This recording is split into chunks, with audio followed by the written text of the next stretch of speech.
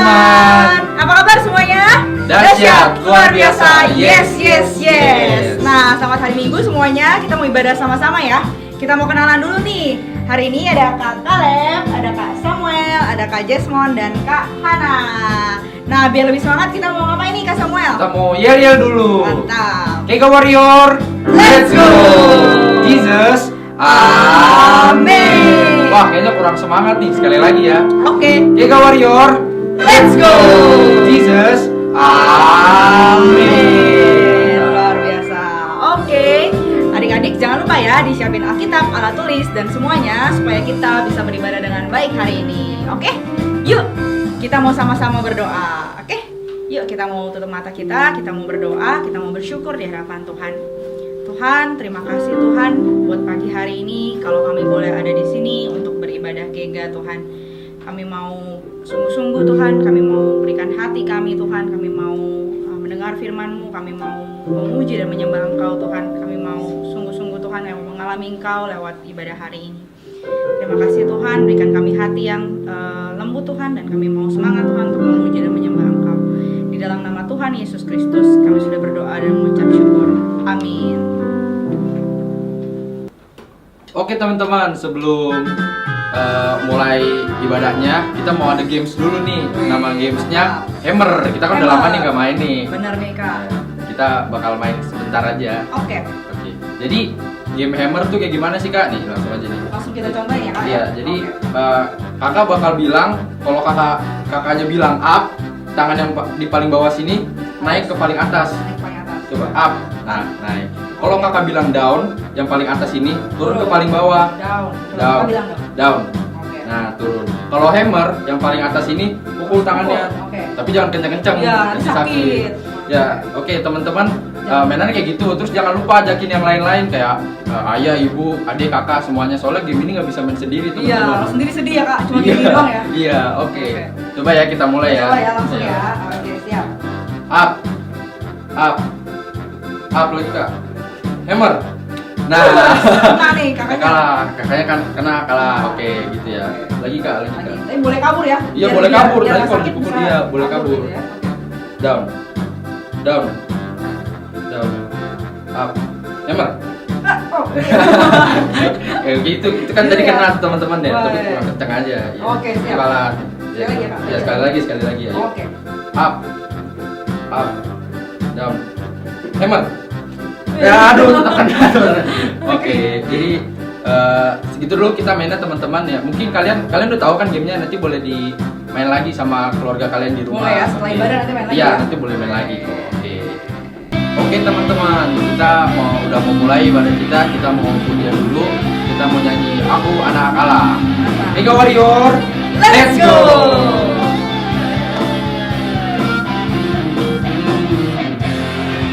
Akulah anak Allah, di mana ku ada. Aku ini hamba-Mu dalam karya-Mu. Akulah anak Allah, di mana ku ada.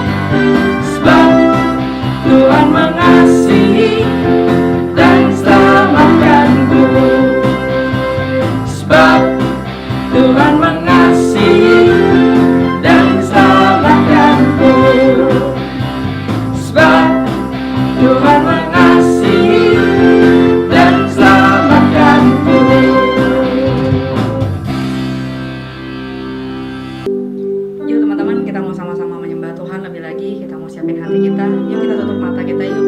Kita mau naikkan lagu ini sama-sama. Kita mau bersyukur kepada Bapa kita.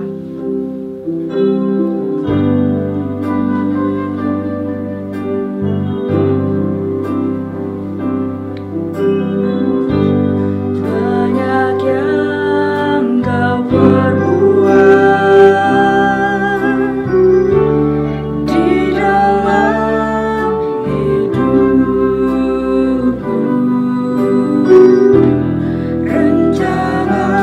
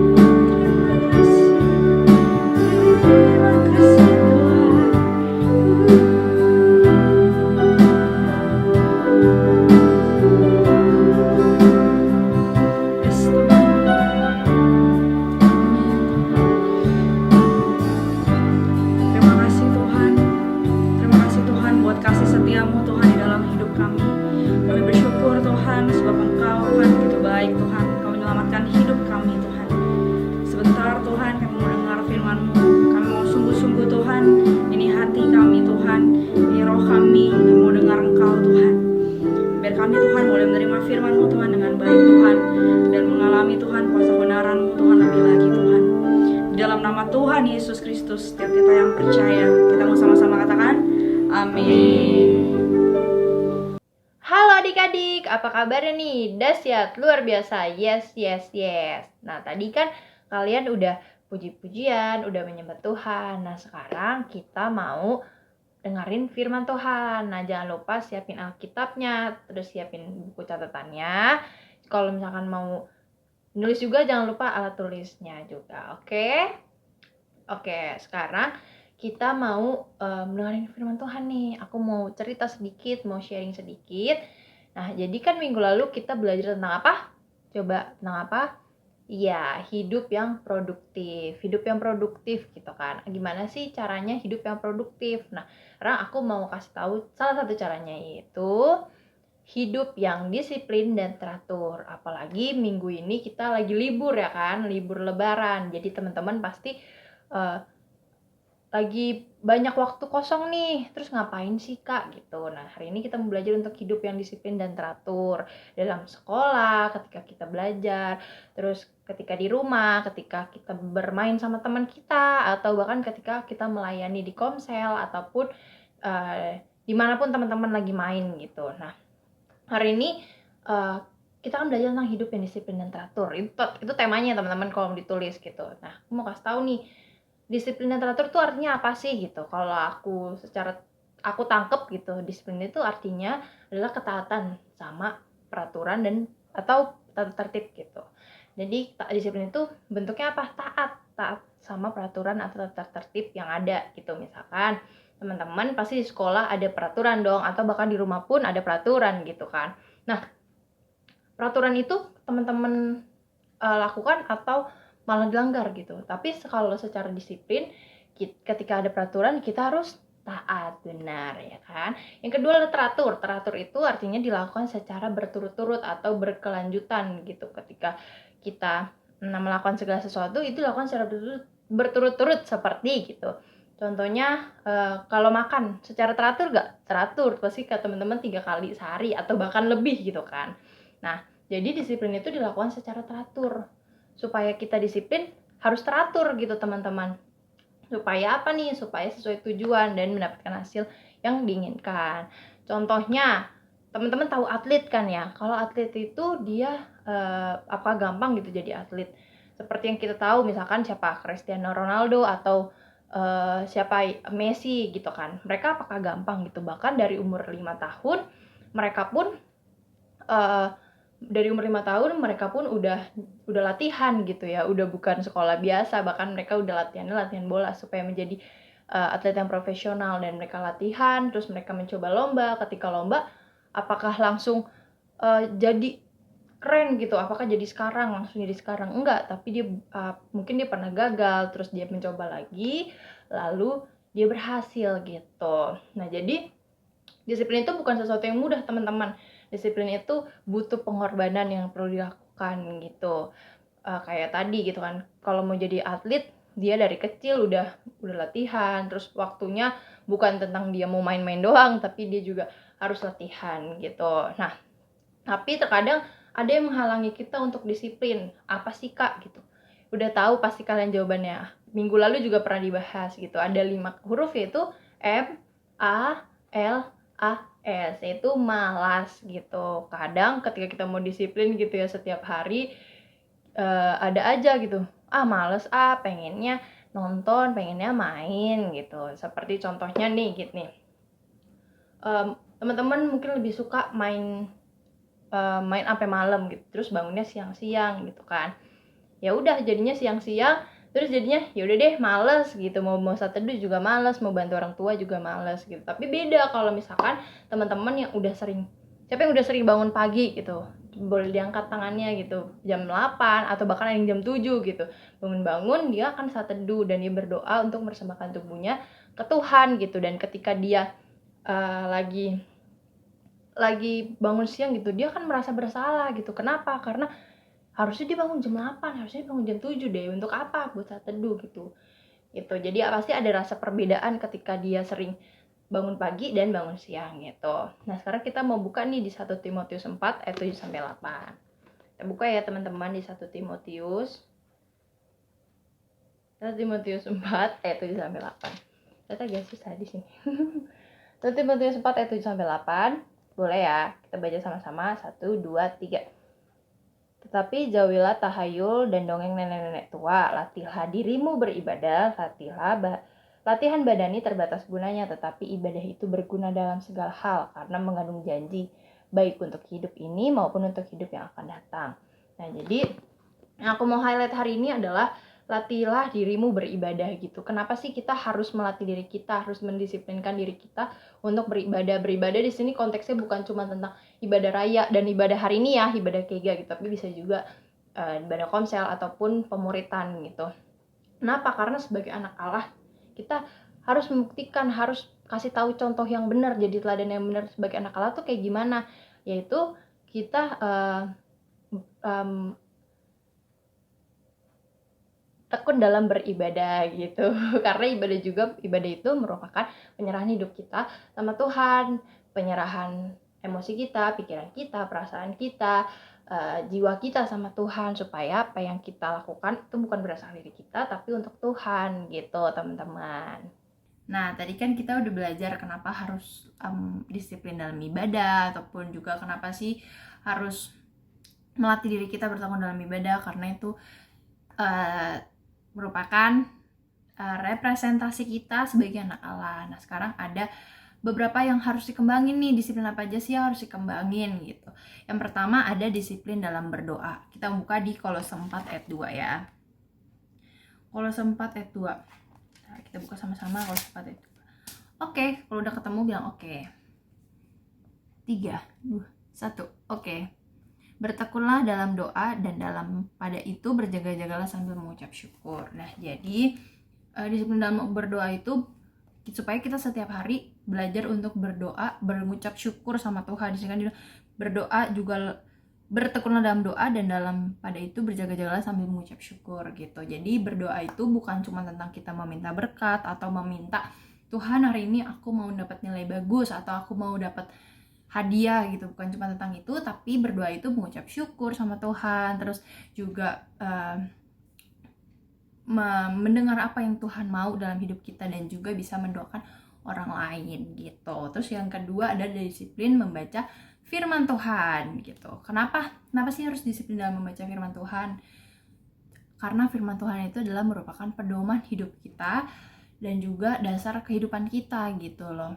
Ketika kita ada masalah, ketika kita merasa nggak ada jawabannya nih Tuhan, aku lagi capek banget, salah satu solusinya adalah kita membaca firman Tuhan dan kita tahu nih apa yang harus kita lakukan dalam kehidupan kita gitu. Terus yang ketiga ada disiplin dalam waktu. Waktu itu banyak ya teman-teman, menurut kita 24 jam, atau mungkin ada yang merasa kurang kak, pengennya kalau bisa 56 jam gitu sehari gitu kan.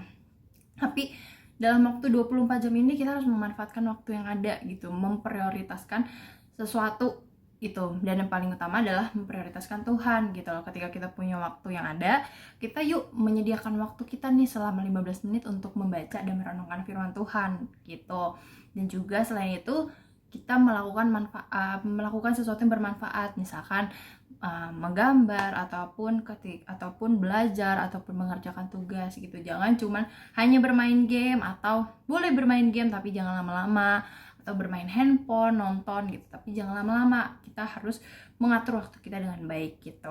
Terus yang keempat ada disiplin dalam ibadah. Seperti aku bilang, ibadah itu bukan cuma tentang ibadah raya yang ada di hari Minggu hari ini, tapi ada juga komsel, pemuritan, teman-teman yang udah dalam komunitas, yang udah dalam komsel dan pemuritan. Yuk kita setiap minggu atau boleh setiap hari chat teman-temannya nih, supaya kita saling update, supaya kita mendisiplinkan diri dari supaya kita bertekun dalam ibadah gitu. Terus yang kelima ada disiplin dalam melayani. Melayani siapa? Melayani di mana? Melayani siapapun yang ada di sekitar kita. Misalkan yang sekarang lagi sering ada sama kita adalah keluarga. Kita melayani mereka, membantu mereka gitu. Terus ada juga yang keenam adalah disiplin dalam menjaga hati dan mulut gitu. Seperti ada di Amsal 4, kita buka di Amsal 4. Amsal ada di perjanjian lama ya teman-teman, karena aku mencari di perjanjian baru. Amsal 4 ayat 23. Dibilang seperti ini. 1, 2, 3. Jagalah hatimu dengan segala kewaspadaan, karena dari situlah terpancar kehidupan. Terus ada juga di Efesus 4 ayat 29. Ya, kita baca bareng-bareng Efesus 4 ayat 29. Dibilang gini, janganlah ada perkataan kotor keluar dari mulutmu, tetapi pakailah perkataan yang baik untuk membangun, di mana perlu supaya mereka yang mendengarnya beroleh kasih karunia. Jadi sini dibilang disiplin dalam menjaga hati dan mulut gitu. Karena dari hati terpancar kehidupan. Dan kenapa kita harus disiplin dalam menjaga mulut? Supaya orang-orang yang melihat kita, yang mendengar kita itu memperoleh kasih karunia gitu loh. Ketika kita ngomong, bukan omongan kotor yang keluar, tapi omongan yang membangun, omongan yang bisa memberkati banyak orang gitu. Terus di yang ketujuh, yang terakhir adalah disiplin dalam memberi gitu. Memberi apa? Memberi banyak hal teman-teman, bisa berupa makanan ataupun juga uang. Tapi bukan cuma tentang itu, kita bisa memberikan waktu kita. Ketika teman kita ada yang punya masalah, kita mendengarkannya dia dengan baik gitu. Kita itu kan artinya memberi waktu, ada yang dikorbankan gitu loh. Kita mau belajar untuk memberi apa yang kita punya gitu. Jadi disiplin itu di 7 disiplin itu bisa membangun kita dan juga bisa mengembangkan karakter kita nih sebagai anak Allah, dan juga bisa mengembangkan apa sih yang Tuhan inginkan gitu dalam kehidupan kita sehari-hari gitu. Nah, oke, tadi udah ya apa aja yang harus dikembangin dalam berdisiplin. Sekarang kita mau belajar dari satu tokoh Alkitab, yaitu dari Paulus. Teman-teman pasti tahu namanya Paulus gitu, yang dulu namanya Saulus, sekarang lalu dia bertobat dan menjadi Paulus gitu. Kenapa dia dijadiin contoh disiplin dan teratur gitu? Karena Paulus ini selama dia setelah bertobat, dia menginjil, dia memberitakan kabar baik, memberitakan tentang kerajaan Allah gitu kepada orang banyak. Yang kalau teman-teman tahu ada di setiap surat-surat ini gitu ya. Ada di Tesalonika, ada di Korintus gitu, Kisah Para Rasul, di Roma kalau teman-teman baca gitu. Itu Paulus menyampaikan tentang kabar baik gitu, tentang Tuhan gitu loh. Kalau Tuhan itu udah datang ke dunia gitu. Tapi seringkali Paulus itu selama bertahun-tahun dia tuh beberapa kali sempat ditolak, sempat diusir, sempat dibuang gitu. Nah, tapi dia nggak merasa sedih dan putus asa, tetapi dia tetap secara teguh gitu, secara berani, secara disiplin juga dia tuh mau menginjil gitu. Seperti kita buka di Kisah Para Rasul 14 ayat 7. Ini gak usah dibuka, kita baca bareng. Aku bacain aja ya. Di sini Kisah Para Rasul 14 ayat 7 dibilang di situ mereka memberitakan Injil. Kenapa? Maksudnya kenapa mereka tiba-tiba ada kalimat itu, Kak? Jadi kalau teman-teman mau baca, ada di Kisah Para Rasul 13 sampai 14. Itu tentang si Paulus dan si Barnabas ini lagi menginjil gitu, tapi ada beberapa orang yang kurang setuju. Akhirnya dia dibuang, terus dia seperti dikucilkan gitu ya teman-teman. Nah akhirnya, tapi apakah Paulus berhenti gitu? Tapi enggak, Paulus tetap memberitakan Injil gitu seperti dibilang. Terus ada juga akhirnya dibilang di Kisah Para Rasul 28 ayat 30 sampai 31 dibilang, dan Paulus tinggal 2 tahun penuh di rumah yang disewanya sendiri itu. Ia menerima semua orang yang datang kepadanya dengan terus terang dan tanpa rintangan apa-apa. Ia memberitakan kerajaan Allah dan mengajar tentang Tuhan Yesus Kristus. Jadi Paulus ini mungkin menurut teman-teman kayaknya bisa deh Kak, kalau misalkan Paulus itu ketika ada masalah, ketika dia ditolak, kayaknya bisa deh, harusnya dia nggak melakukan memberitakan Injil lagi gitu. Tapi di sini dia menjadi contoh gitu, menjadi teladan buat kita bahwa hidup yang disiplin gitu. Ketika dia memberitakan Injil, dia nggak putus asa gitu, dia nggak sedih. Dia meskipun ada keadaan-keadaan yang menurut kita kayaknya bisa dia nggak memberitakan Injil gitu, tapi dia nggak putus asa dan dia nggak sedih, dia tetap memberitakan Injil gitu. Dan kita bisa belajar gitu dari seorang Paulus bahwa ketika meskipun ia dihadapkan dengan beberapa keadaan yang kayaknya nggak enak deh, harusnya gue bisa melakukan keinginan daging kita gitu loh, keinginan diri sendiri, tapi dia mau mengorbankan keinginan dagingnya, mengorbankan dirinya supaya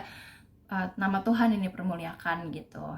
Nah terus kita mau buka di 1 Korintus 9 ayat 27. 1 Korintus 9 ayat 27. Kita buka sama-sama. Oke, sudah. Kita Kita baca sama-sama ya. 1, 2, 3.